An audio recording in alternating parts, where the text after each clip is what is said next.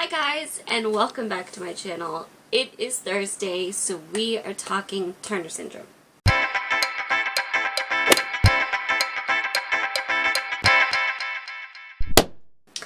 And this week, I asked you guys for your help with what you might want to see. I put a poll on the Facebook page. If you are not on the Facebook page, the link is in the description. So I gave you guys a choice between Turner Syndrome in the workplace and Turner Syndrome in school. And there was an overwhelming vote for Turner Syndrome in the workplace. So I have 5 things to think about as a Turner Syndrome woman in the workplace, in the workforce, and everything that it entails. Number 1 is benefits.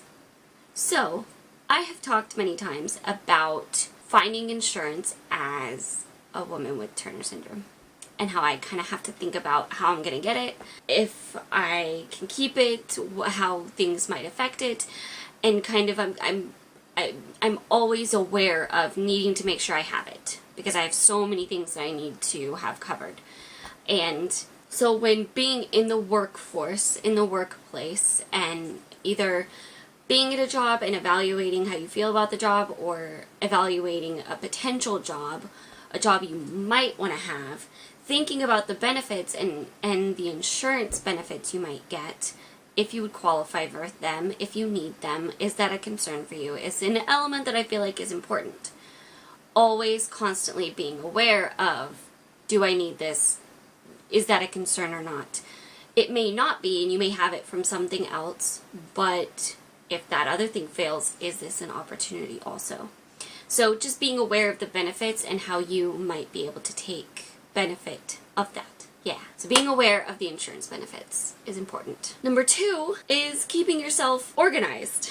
I feel like a lot of the basis of success is having a plan and having organization and a cohesive, understandable system for things. So being able to keep focused and make clear what you're trying to do through planners, through lists, through working with others to set priorities. That is going to be really important to be successful no matter what the job is, because there's always going to be priorities you need to set and things you need to keep track of. Number 3 is work relationships. So one of the things that can come with Turner Syndrome is a little bit of a struggle when it comes to others. Social struggles can be a very real thing, and when you're in a workplace situation, you only have so much control over it. You have to be able to work with these people, you have to be able to interact with them to the point that's necessary. And I think this really just comes down to knowing yourself, knowing how you handle certain things, knowing your limits, knowing the way you function, and then being able to apply that to whatever environment you're going into. So if it's a really opposite environment from what you're used to, seriously think about, could you function in that? How would that look? Is you wanting to do this job greater than the struggle that would create? And I think that can be especially hard when you're in it and you're practically having to apply that, where you're trying to be able to work with whoever's there and mesh really different personalities. And I think part of that can be helped by knowing your boundaries, not undersharing, not oversharing, being aware of their true intentions, like what is this person's purpose for what they're doing right now? Is this work related? Is this personal? And being able to tell the difference, not taking it too far beyond what it actually is, and being focused on work within all of that. Like being focused on the overall environment is a workplace environment. And so I don't know if that made any sense, but I hope that helps give a little idea of what to think about. Work relationships are something that really you have to figure out within yourself, like within you and your coworker, because it's going to be so unique and different to who you and them are. Generally, that is some things to think about. So, number 4 is attire. And I don't mean just making sure you have work appropriate clothes for your job, but also making sure they fit you well. Like taking the time to get pants hemmed if you need them hemmed.